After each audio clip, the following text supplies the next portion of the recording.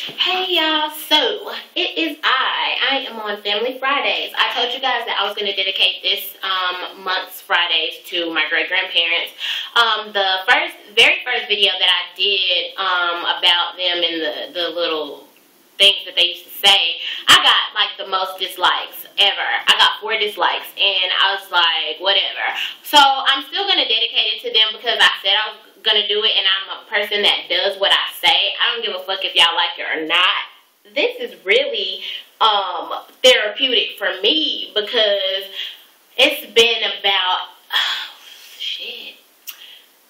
10 years in March since well, in February, since my great-grandmother has passed, and then 8 years for my great-grandfather in January. And so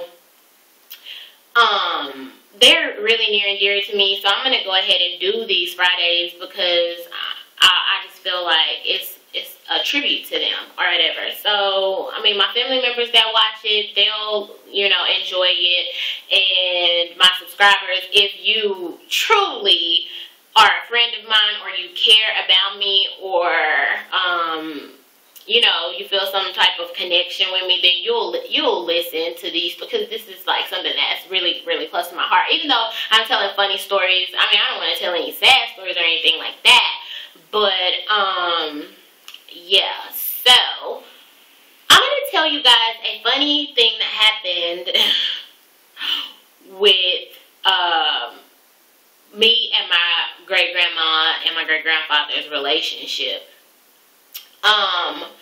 So when I first moved in with them, from the beginning of me ever getting to know them, they had probably been married probably like 20 something, almost 30 or over 30 years. They slept in separate rooms. My grandfather had built an additional house not an additional, he did build an additional house, but in the backyard. But he also built an additional room so that he could have his own separate den, because we had a huge living room and we had a like breakfast nook, which was the dining area inside of the kitchen. The kitchen was pretty big, and then there was a den, but there was only 3 bedrooms. There was one middle room, and then there was my grandmother's room and my grandfather's room, and they slept across from each other, so I never witnessed them like sleeping together. Which brings me to a story. I'm sidetracked, I'm sorry. But one day I came home from school. Now, the walk from school ain't that long, and it was early release. I was in 6th grade. I remember this like it was no tomorrow. I really don't want to say it because it's kind of not taboo, but it's like personal, I guess. But they're not here to complain. I know if my grandma saw this, she would be pissed. But I came home from school early, and I caught them laying in the same bed, and my grandfather was on top of my grandma, and her house coat was up. I was like, oh no, oh no. Like, that kind of scarred me. When I tell you I slammed that door, that was in my grandfather's room. I slammed that door, I ran out the house, and I ran all the way back to school. All the way back to school. I didn't know what to do. But anyway, my great-grandfather had his own business. He was a landscaper and a carpenter. So he had May and Company or whatever landscaping. And it was him and my uncle, his son, or whatever. So my grandfather was really good with building things, and I think he worked on the railroad before he actually had his own business. So his Social Security checks used to be really big.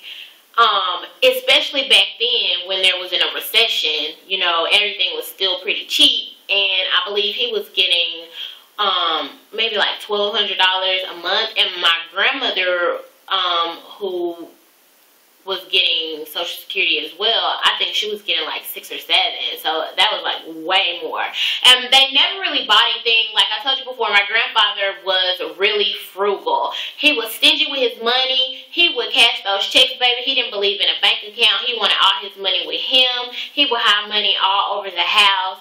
he had this piece of carpet in his room that he would lift up under the dresser drawer. He would move the dresser drawer forward and lift that up and put money underneath it. And we found out about that on down the road, just on a whim. I found out, actually, and then I told my grandmother. But anyway, girl, whoo, Madea would do anything for me. I love that lady. Anything I wanted, any clothes, any trips, any parades, whatever. She was always there. She was always in attendance. She always wanted to give me what I needed and what I wanted. So I needed to buy some uniforms for a drill team. And this is the very first time that I remember her actually using me as a lookout. Because my grandmother used to steal out of my grandpa's pocket. Now, grandpa could have been a borderline alcoholic. He didn't have any anger issues with his. He would just drink like gin and jungle juice, and he would like knock out at 8 o'clock. You know, he went to bed early, like right before the sun actually set. He was already prepared for bed. So he slept hard and he snored like you wouldn't believe.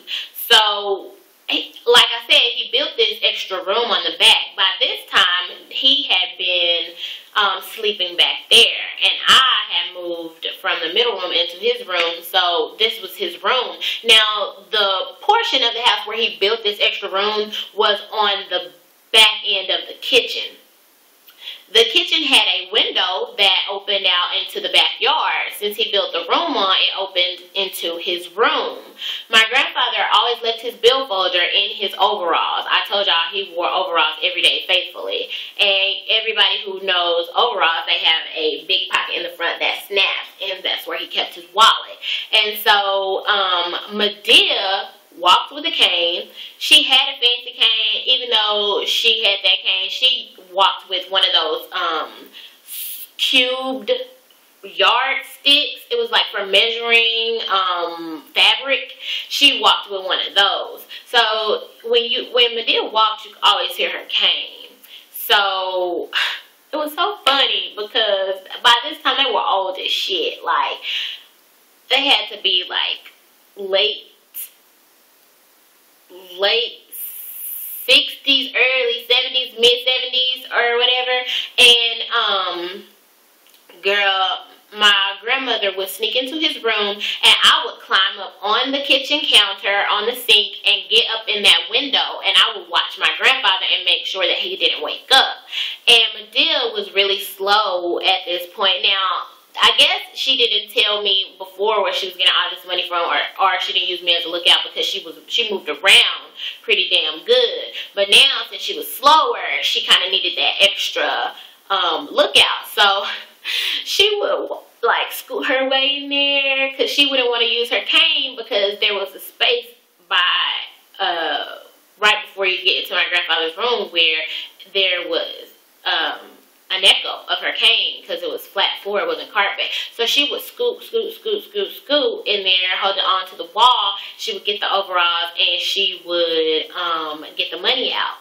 And that's how I paid for my uniforms and different field trips and shit like that. Because Grandpa was definitely not going to give it to us. And I think she was hitting him up for like $200 and $300. I didn't even think Grandpa counted his money, or Grandpa probably knew. He had to have known. Nobody can take, he would have hundreds of hundreds, like not hundreds of hundreds, but he would have like, I know at least 15, 20 hundreds in this billfolder.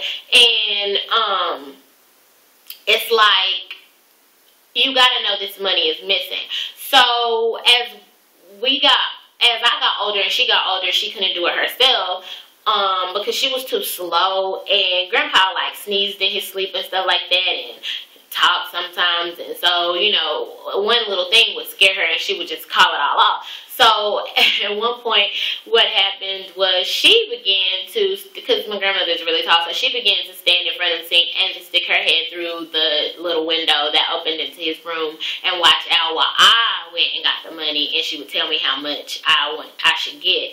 But I just thought that that was really funny because I know that my grandfather had to know that she was taking this money, because nobody just misses a couple $100 to $300, $400 and they don't know. So I guess if we took it from him, it was okay, but willingly he wasn't going to hand it over. Maybe he was in denial. I don't know, but that was just weird to me that, you know, that we did that, and that that's how I got all my stuff, all my clothes, all my programs, all my supplies, like everything. That's where the money came from. But yeah, that's just something that I wanted to share about them, that I thought was really funny, because they had a real relationship, but they loved each other so much. And so just little things let you know that, and I just wanted to reminisce a little bit about them.